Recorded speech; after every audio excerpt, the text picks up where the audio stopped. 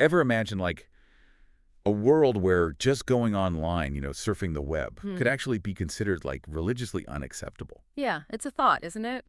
Well, it's a situation that that's kind of brewing right now after this declaration from the Council of Islamic Ideology. The CAI. Yeah, the CII, exactly. And for those who might not know, the CII advises the government on whether, laws align with Islamic principles. Right. So they're kind of like, I guess you could say they're like the guardians of, making sure everything follows religious principles, or at least advising on it. Yeah, advisors, yeah. Yeah. Okay, so get this right. The CII just came out and declared VPNs un-Islamic.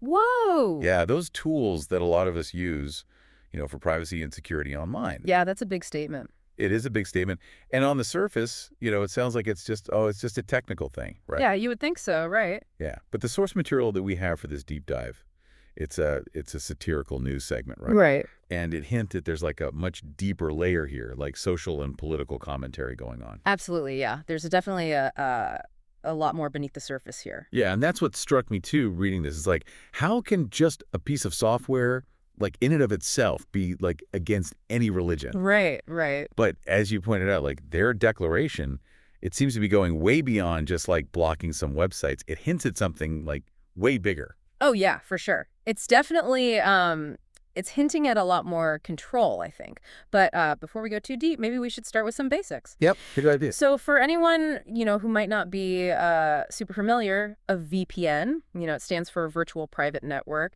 And basically what it does is it creates a secure tunnel for your internet traffic. Okay. It masks your location, and it lets you, bypass restrictions and things like that. So like, for instance, when I absolutely need to watch, the new show on Netflix that everyone's talking about, but it's not available in my region. Exactly. Exactly. You got it. I love a good VPN. Yeah, for sure.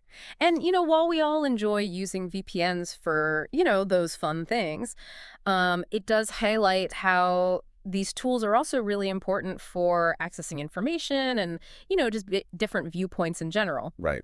And that's actually something that this satirical segment seems to be poking fun at a little bit. Yeah, right. It kind of suggests that this whole VPN ban might not really be about explicit content or whatever, but more about controlling what people are able to see and read online. Right. Ultimately, limiting, how much they can criticize the government. Which brings us to that whole, visionary plans neglected concept from the source. It's like, if you can't see the problems, they don't really exist. Exactly. Exactly. It's like sweeping it all under the rug, right? Yeah. By controlling the flow of information, those in power can kind of shape the narrative, Yeah. and potentially downplay any shortcomings or, dissenting voices. Right. It's all about controlling that narrative. Yeah. Yeah, and it reminds me, of how some countries, they restrict access to the internet entirely just to control what their citizens can see. Oh, yeah. That's a whole other level. Exactly. And this feels like, maybe a step in that direction.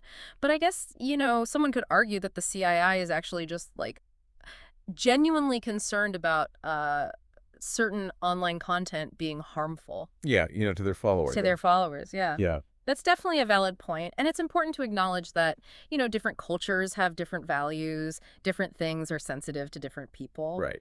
But the thing is, this news segment that we're talking about, it uses humor to make a pretty pointed observation. Right. It sarcastically highlights that VPNs are now, they're considered a bigger threat than, problems like corruption or inflation. Which are very real issues. Yeah, very real, very tangible issues. Yeah, it's like, don't worry about real world problems, just focus on this digital boogeyman. Yeah, it's a very stark comparison. It really makes you think, doesn't it?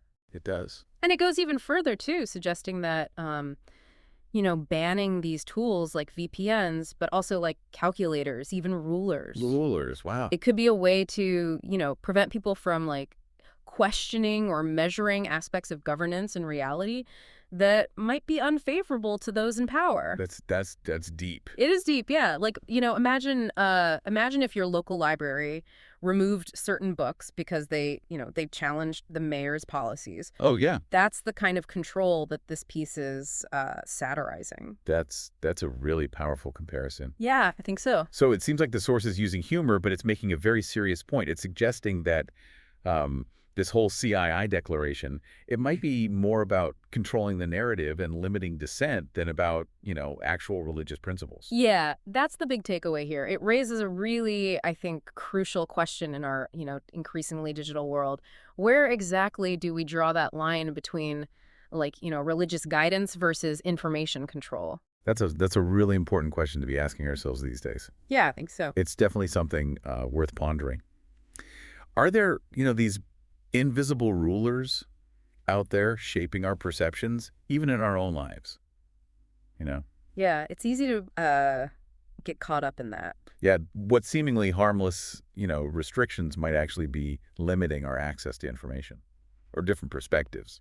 Absolutely. It's definitely something we should all be considering, for sure. I agree.